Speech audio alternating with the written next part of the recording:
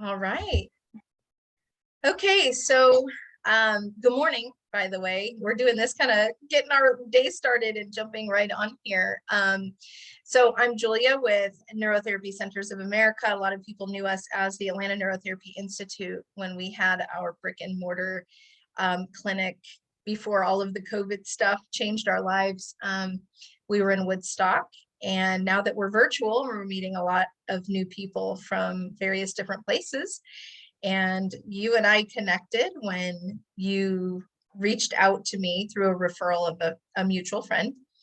And I thought that you had some things that you could offer the public that we could have a conversation. I'll be doing these kind of regular. And I thought you had a great story to tell about what led you to me, about your healing journey. And then we're going to talk a little bit about being trauma survivors and raising children and what that means for them. So if you want to go ahead and introduce yourself and tell everyone how you ended up at the Neurotherapy Centers, and then we'll go from there. Sure. I'm Carissa Cassiel. I had realized in my mid-20s that a lot of the weird things about me when I was a teenager and puberty, post-puberty was actually signs of PTSD, and I couldn't figure out what had happened to me. I had nothing. And the memories finally came out in my early 30s, one from when I was 4 that kind of kicked off everything. And then I thought I was done. Like I did a lot of processing and learning and therapy. And then I had more emerge when I was pregnant with my son, way more intense stuff, that kind of gift that keeps on giving. New stuff comes to light over time. So I've done a lot of research and progress with that. I share really openly on Facebook and have developed a community around that. And now my own son, who is 5, at 4, he started developing some significant anxiety. I got him on CBD and that actually helped. And then now it's just reemerged suddenly and acutely, and he's pretty debilitated by it, and it just seems to be getting worse. So I was posting about it. I've got a great community. A lot of people reached out, and at a new play date with new friends, someone who'd seen our post and heard our story recommended that I talked to you. And it seemed really aligned with what would work for him because screens really help him. And he's very motivated to help relieve his own anxiety. So I think he'd be easy to enroll. I'm really excited to try this. We should get our stuff any day. And his father, actually, when we were married, has a lot of anxiety and debilitating, like disability. And he has did research on this sort of therapy, and we had a headband at home, and I got to try it, and he used it and had a lot of success with it. So when I found out that that's actually what is going on here, and it's like more advanced technology as well, I was definitely super excited. And I kept telling you, I'm already a motivated buyer. Yeah. So, and tell me about that. So we use the same headband, but a completely different system. And there's an attachment to ours that makes it very specialized, where it's more of a clinical device versus just something you buy online. But you saw results with your husband just with the unmonitored version, which is rare, actually, that there's a lasting result there. But tell us a little bit about that, your experience with what he did. Yeah, I can't quite quantify it really. For me, it was interesting. I didn't get enough experience with it. We divorced shortly thereafter. He took his, expensive equipment with him. But yeah, he definitely claimed that it helped him, as did meditation. And, he pretty much, had OCPD, obsessive compulsive personality disorder, where his entire world had to revolve around just maintaining a quality of life that hovered above suicidal, because any disruption to, doing all of the things that helped just dropped him into the worst human experiences. So yeah, that was a tool that he used a lot once he got it. And he definitely said that it helped. So, how much of yours and your husband's trauma and mental health coping skills and learning that journey do you think have affected your son in his anxiety? And what do you think? Do you think there's a hyper awareness of self in that respect? Because I know that in my earlier years. So I have 7 children. I'm on my second set of children. So I've got teenagers now. And in my trauma healing, which I come from a very, very severely traumatized youth, and in thinking that I was helping my children, and in my healing journey, I feel like looking back, I was maybe too open about, my kids knew way too much. And I think they became very aware of things, where not just analyzing themselves, he's welcome to be in there, not just analyzing them, myself, and analyzing us, they began to analyze other people and Yeah. internalize all of that. So do you think that his journey with you guys, or just developing in his developmental years while you guys are going through your healing, maybe affected him? That obviously divorce affects children. What factors do you see may have enhanced this? I can't help with that thing. If it keeps crashing, I can't do anything about it. I'm sorry. Yeah, we allow space for little ones, obviously. Yeah. Yeah. Thank you. He's yeah, it doesn't, I won't be able to help him. It's the same problem that keeps happening. He needs mama. Yeah. Yeah. So his father left when he was 18 months old. Like, we got divorced, and then he's been no contact. And so he hasn't been a part of any of his life. So yeah, but I think that the anxiety did kind of start maybe because it comes with these sleep disturbances where he gets up all of a sudden, and we co-sleep, and right now we have like 2 beds, but he gets up and runs out of the room in the middle of the night and looking for me, but I'm obviously sleeping right next to him. And he did first, like right after his dad left, when he was 18 months old. I remember he could like barely like crawl off the bed and toddle out, but he would stand in the living room and cry, and I couldn't get him to, like, it was kind of like a night terror. Like, he just wouldn't recognize that he wouldn't let me comfort him or anything for a few minutes. So I think that it's definitely tied into his father leaving. This time with the acute episode, I have a new partner, and he lives with us, and we were all moving to California together. But then we had complications with his visa, and he had to leave the country. We're following him, but after a few gone, all of a sudden Thane realized that, like, the world is a scary place, and this person who felt really like strong and protective isn't here to protect People us leave. anymore. Yeah, that's scary. Yeah, that's his feeling. Yeah. And he made a lot of remarks about wishing that he was here, or, he'd be on the computer and he'd be like, when you're here on the computer, it kind of feels like you're here and you can protect us. And he would say things like that. So wow. Yeah, that definitely feels tied in with that.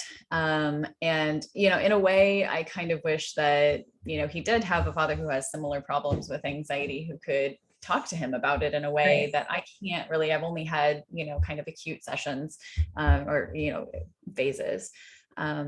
So yeah, it's a good question though. I do a lot of my trauma healing and talk about my trauma healing and all of that stuff. And I don't know how, I don't know that it really affects him. He's really good though at like IFS, just naturally because of me probably. And that's a part of the way to talk to him, because we've done the, like, let's try to be brave or not. There's a point in which pushing and creating boundaries helps. And then there's a point when you're past that you just have to be loving and accepting of what's happening.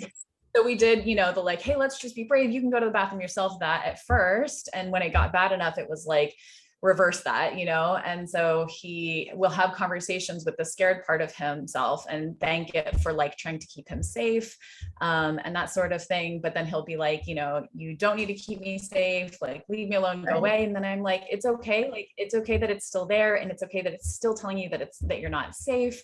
You can thank it for still being there. You don't have to make it go away. So we're trying just like everything, but he will just he was sitting in the car yesterday having a conversation with the scared part. I'm going to tell the scared part this, and then he would speak to it, directly. And so I feel like there are a lot of good things. Giving him a little power there, right? Some power over that. And that's great. Well, in that, I think one thing so I'll be doing a conversation that, and I highly recommend that you watch it when we post it, but Laura, our mutual connection, I will be doing a conversation with her about some healing we've walked through with others in both career and ministry.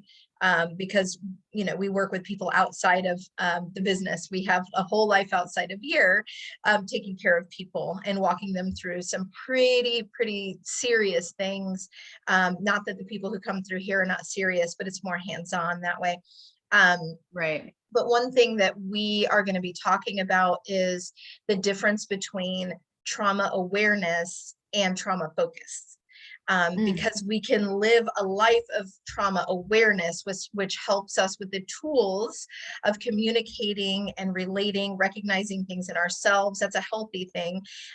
But really, society has fallen into a trauma-centered focus of lifestyle where everything is triggering. And instead of, working on, okay, why does that trigger me? Let's build that part up, kind of like if we took the physical or physiological part of that and we went through, let's say your adrenal gland. Okay, I'm having, a physical reaction when my blood sugar drops. So why is my blood sugar dropping? Let's figure out why my adrenal gland isn't working properly, and let's give some support to the adrenal gland. We want to do the same thing with the emotional self, the amygdala of the brain. All of those things are stored, those memories, and then there's frequencies of that part, which is where I come in. So we want to support that and not tell other people, hey, the way that you do that thing triggers me, so you need to stop doing that thing. You need to change because I feel triggered. And while there's a balance in relationship, and if you live with people in the home, that's a balance where we have to come to a conclusion that, hey, I'll work on this and I'll work on this and we'll try to help each other out, versus being able to function in the world where people are just living. And one example, just so you understand where I'm coming from, is there's a little now 3-year-old girl who was living in it was kind of a recovery home for trauma for women, and one of the residents was constantly triggered by the little girl playing with a doll, or playing in certain ways. That triggers me. And she would openly say in front of the child that this was triggering. Well, that child doesn't need to grow up believing that playing with a doll is a negative or a triggering thing to another human being, because then that changes the way that she develops. So again, the goal is to help build up, like we build up the immune system. We can't stop the virus from coming, but we can build up the immune system to fight it off. And that's kind of with the emotional self, what we want to do is say, okay, these things are going to come. We can't eliminate all of the scary things. Obviously, safety is different. But then how do we define safety? Some people see certain things that are not typically unsafe as being unsafe. So it's a whole world. Trauma is a whole world. And when we're talking about anxiety in children, it's so easy for them if they watch a show, if they play a game, and there's little things, the little seeds that get in these children's minds, that they're so imaginative, and they grow everything grows inside of a child. A child's entire mind and body is like fertilizer and like a garden. So if a seed is planted, something is going to grow. So it's very easy for them to have an experience that plants a seed that grows into other things that are not necessarily intended to be traumatizing. So we want to back it down, kind of pluck some of those roots out and get down to that seed and go, okay, hey, let's talk about this. And maybe we can pluck that seed out sometimes and help the child, or at least plant some really good things around that so that it stifles it out, right? And it doesn't have the opportunity to grow so much. So those are my analogies. And so we can talk about this together too. You talked about screens. We so, discourage screens because they do change the brain. So the lights and the sounds and the movement of the screens changes how the brain develops. It changes neurons. It changes how long axons are, because if it's a short, these frames are changing constantly. We get little formation of neurons versus these long, these longer ones where attention can go out. And of course, it's not that simple, but that's how I can explain it. But in this case, because children love screens, we have this opportunity, of course, now switching to our Brainies program with the headband, to not have so much equipment, and a child gets to sit on a tablet or a phone, which they all love, and they can either play games with their brain, which really excites them, or they can watch their favorite show on YouTube and earn rewards. And so what I've started doing, and I'll tell you how that process works and how it trains the brain. But what I've started doing with children to encourage them to follow through with the session, because sometimes, I mean, 24 minutes can be a long time for a child to sit and look at something. Their attention span isn't typically that long. So what we do is we started about 15 to 18 minutes, and they get to earn more YouTube time, because a lot of kids are not allowed on YouTube. I have one kid, he's not even allowed on YouTube, but he gets special YouTube now to do this training. And so if he sits through it, then he gets to earn more YouTube. So we have all of these rewards. So with the neurotherapy, it's a reward system for the brain as well. So what'll happen with your son is he's going to find something positive, something fun that he likes to watch. The headband will go on. We have all of these sensors all the way around and around the ears, and then a special electrode that will go to the targeted area for the protocols that we designed for him. Well, while he's watching his program, we're measuring brainwave activity. So I get a notification every time you log in to do one. I can watch it live, I can watch it later. So I get to see what's happening in that brain. So we're measuring the brainwave activity, and his brainwave activity is being compared to the normal for that area of the brain to get the result that we want. Well, when his brain meets the mark within the bracket we've set for normal, and it's not essentially a bracket, but when he meets those parameters a certain percentage of the time, his screen is going to brighten. And then when he falls out of range, it dims. And so his brain is over and over feeding back this information to brighten that screen. The brain is so cool and figures out how to keep that screen bright.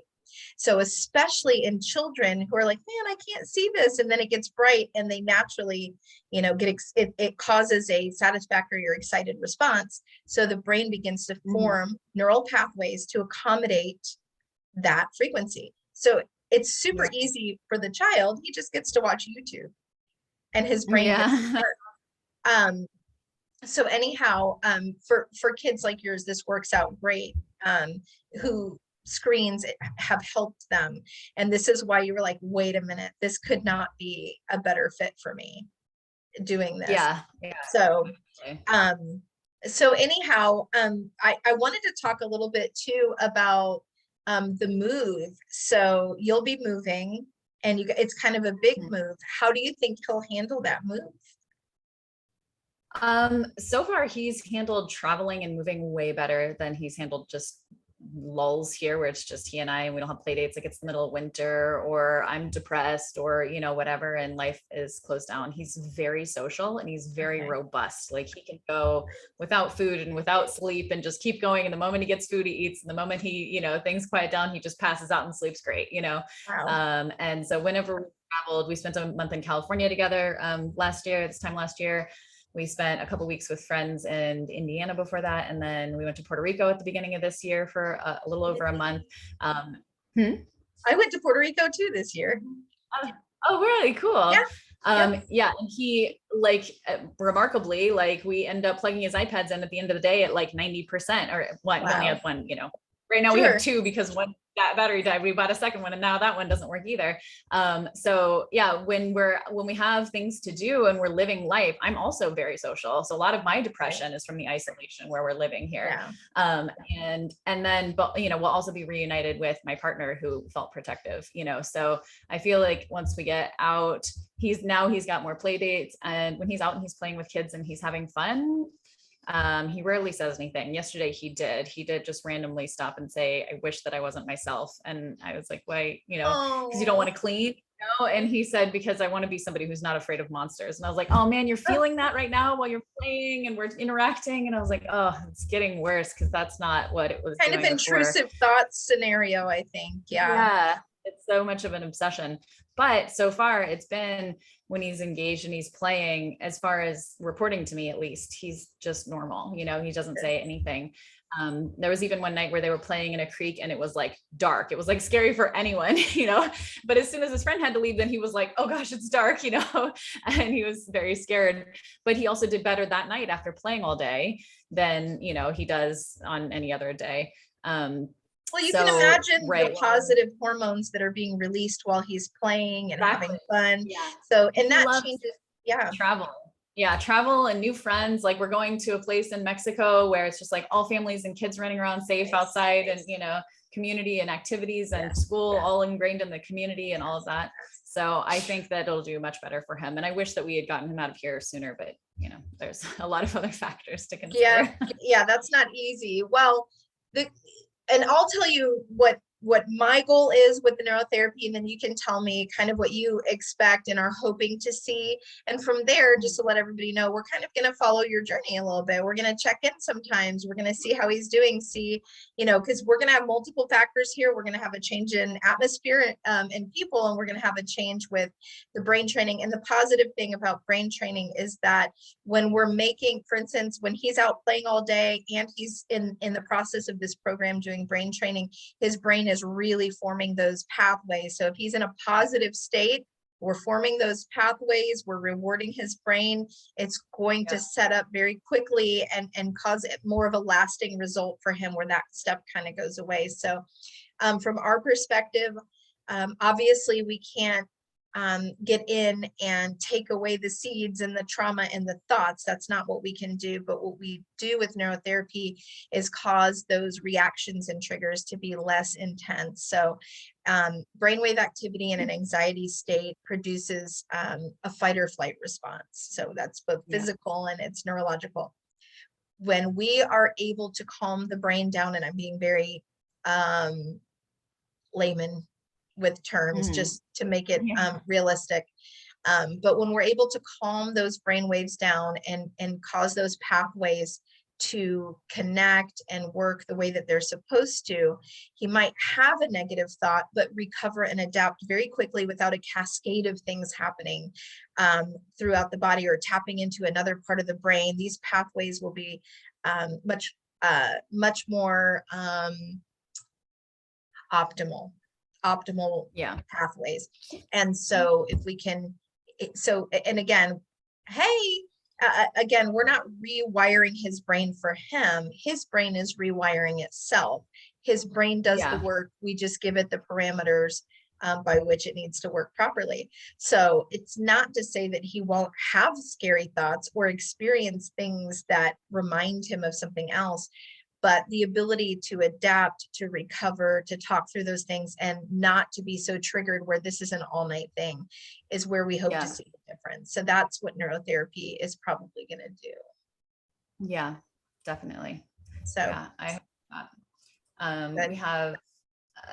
We have had, the first time it got really bad when he was 4, it's at the end of 4, he wanted to go to school. So I put him in school for the first time.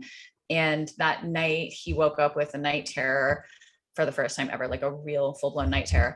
And then the next day at school, he experienced a lot of anxiety. And from then on, he wouldn't go back to school or anything. And he would tell me constantly that he felt like he was at school. And I could just tell by the look on his face that he was just experiencing extreme anxiety. And it was during screen time, it was all the time, always. And he was extremely separation anxiety. He wouldn't go to my parents' house anymore without me. He wouldn't do anything that he used to do without me.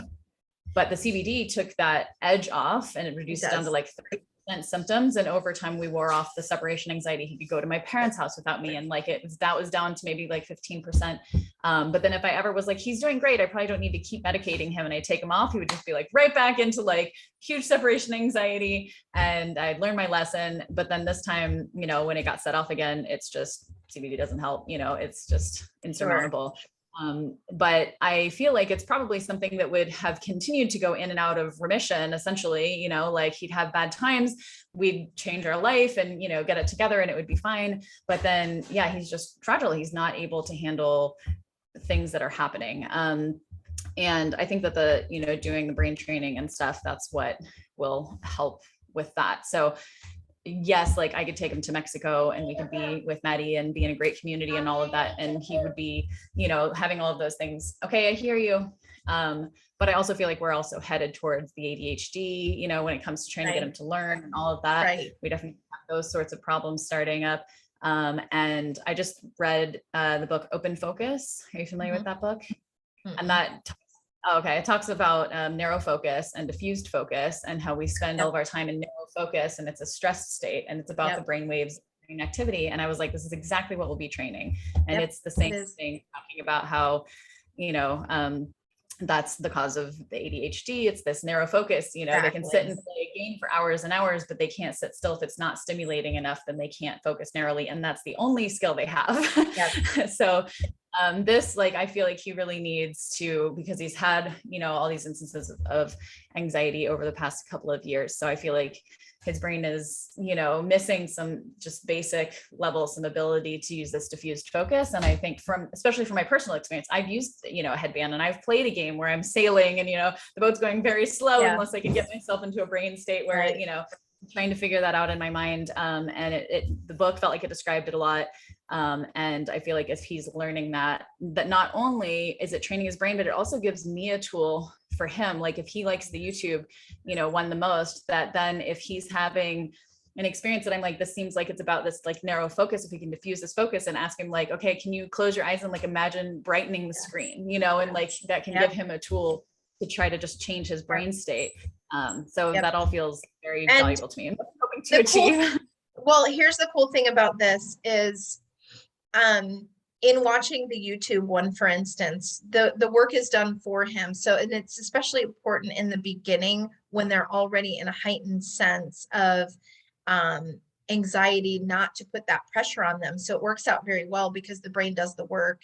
And there's really nothing he needs to do. But as they become, so some people just need to feel like they're accomplishing something. And that's where I recommend the games, because it's not that necessarily anything you're doing is causing that change, but your brain on its own begins to figure out what causes, for instance, the alien to race the other alien.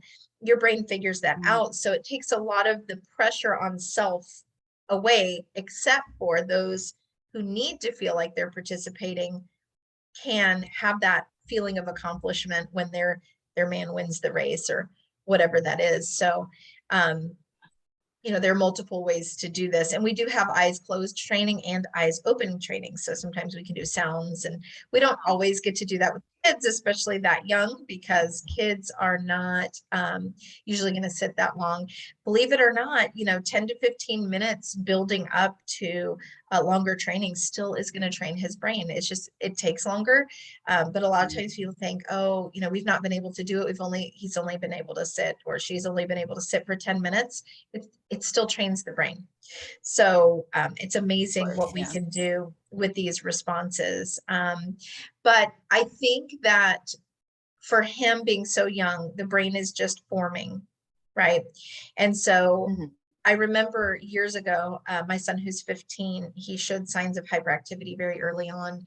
And I asked a teacher, it was a teacher, I asked her, you know, why is this happening so much? So other than the environmental factors, she talked about screens and TV, and she discussed with me, which sent me kind of on this journey into the research on how synapses are formed.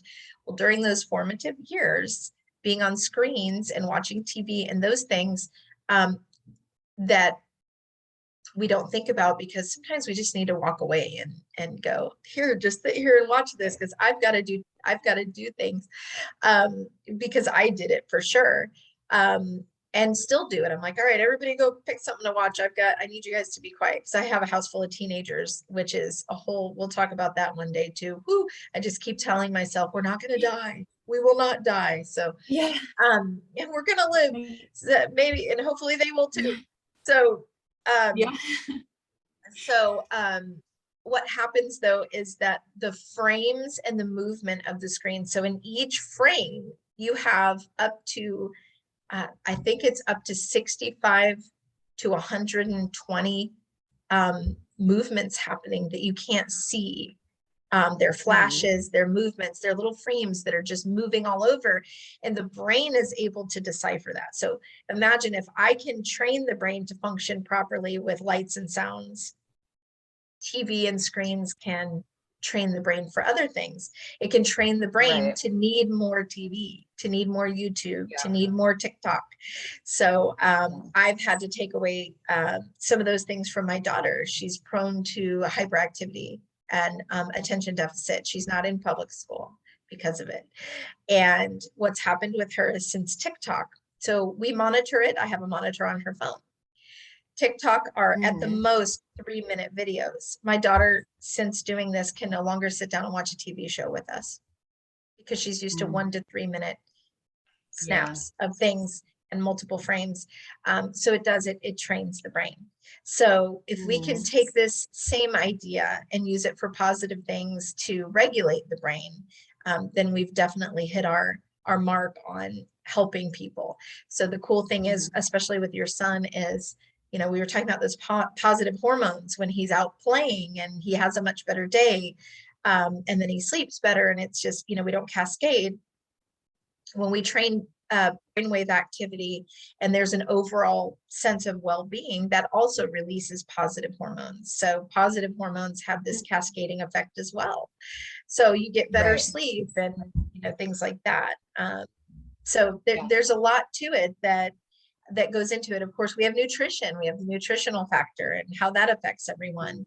So, and I'll be doing videos, getting into these things more in talks with some of my affiliates and associates as well. But in your case, I'm really excited to go on this journey and see how he does, and thank you for doing that. Let people watch your journey with a son who's showing attention issues and, you know, anxiety and sleep issues and separation issues. Find it interesting that you keep bringing up separation, because the minute that you said that he was 18 months old when dad left, 18 months old is when separation anxiety kicks in full force. I used to talk about this with other parents because, you know, I've had 7 children and I've watched it. There's you know, obviously babies want their mom, but there's a time around 15 to 18 months where they go through an awareness that you're not there. And there's a separation. I thought it was 9 months when it they first can start be crawling.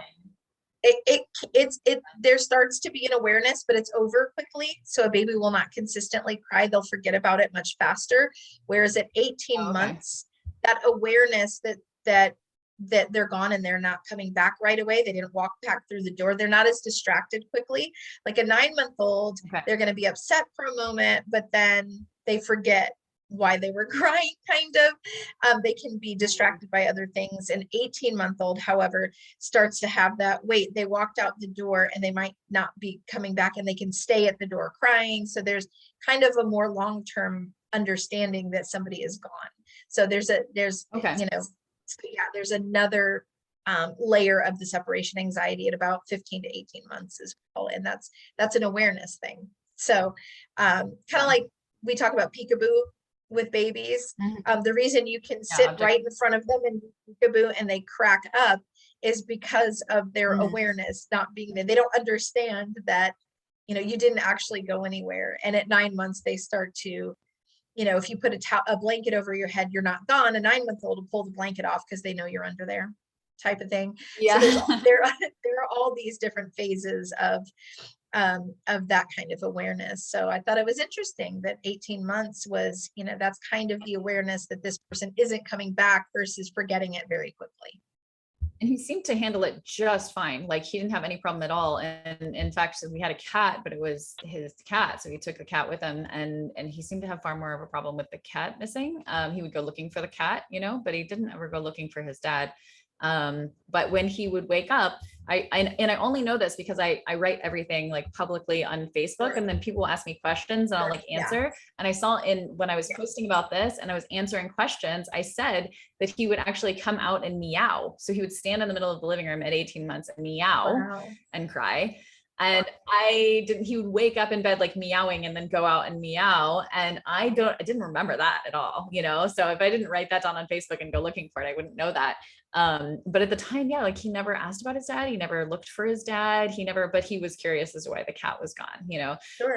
Even though he saw both of them, Yeah. So, yeah, it's been interesting. It's just, we've had very few conversations about his dad, but I always, have them as full as he wants to have them. Sure. They've only been a handful over the year.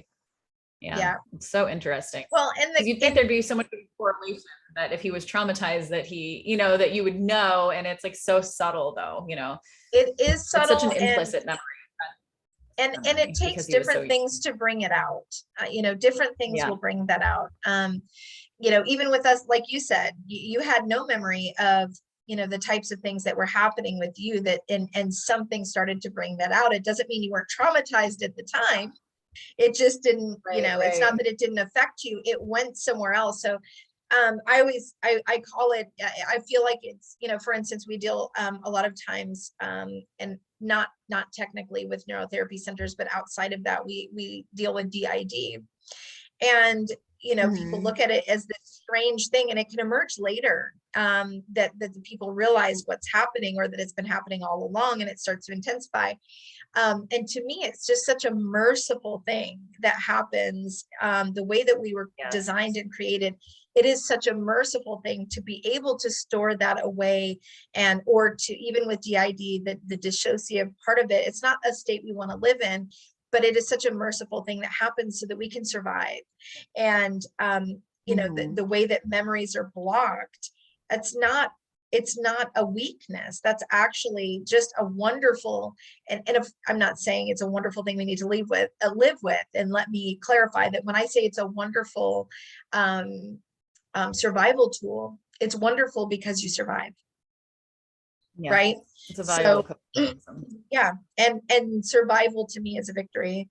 People living is a victory. People functioning and going on in life and recovering is a victory. So we always look at the trauma.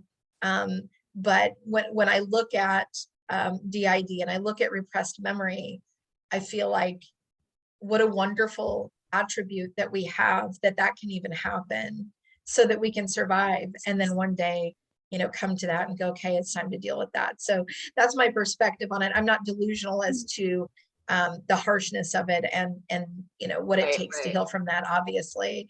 I'm grateful for it. If this is something that's going to come up later, I'm glad that we can handle it now when he's 5 and he has me, and we can just handle this. And also, if something was going to bring it out in other ways, then I'm glad that it's out and we can deal with it, rather than continue to kind of influence him, and skew him in a certain direction. Trying different things all over and hoping something sticks. It's very hard. And I always commend parents. Parents always come to me like, well, we've got this thing we can do, and we've got that thing, we're not sure what we're going to do. And I always want to encourage parents, if you don't choose to do this program, I just want to give you hope, because you're seeking answers, and because you're working so hard as a parent to address this, and to see this heal, and to see this go forward. You're going to be okay. You give yourself some credit, because we like to look at, I've tried everything, I keep failing, we're not getting the answers. A lot of people never even try. A lot of people don't even work towards that. So if you're on the journey, you're going to get somewhere. So I encourage parents. Yes, of course, I think we have great things to offer. There are cases that we are not good for yet, that people are not ready for us. They need something much deeper before they come, or they need to be in full on therapy while they're doing neurotherapy. Like if you come and you're in addiction and you're trying to get out of addiction, you need to be in a full-on therapy program and do neurotherapy to heal from addiction. So there are many things that require more. If anybody ever tells you I'm the answer for you, what I'm doing is the only answer for you, you should probably run away. There's going to be a manipulative component there, because there isn't just one answer for everything. I love what we do. I've seen fantastic things, but we've had clients come along even recently that had more going on than what we understood. And it's sometimes hard with virtual to pick that up, and ended up, it went south really fast. And, we tried to help the person and, tried to hold on, and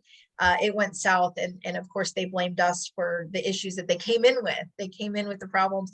So we have to be so delicate with where people are in their journey. And I think that's why this was a great connection, because so much awareness, so much healing that you've gone through, so many tools that you've already used. And this was a great augment to what you were doing as a parent and as a person who understands healing.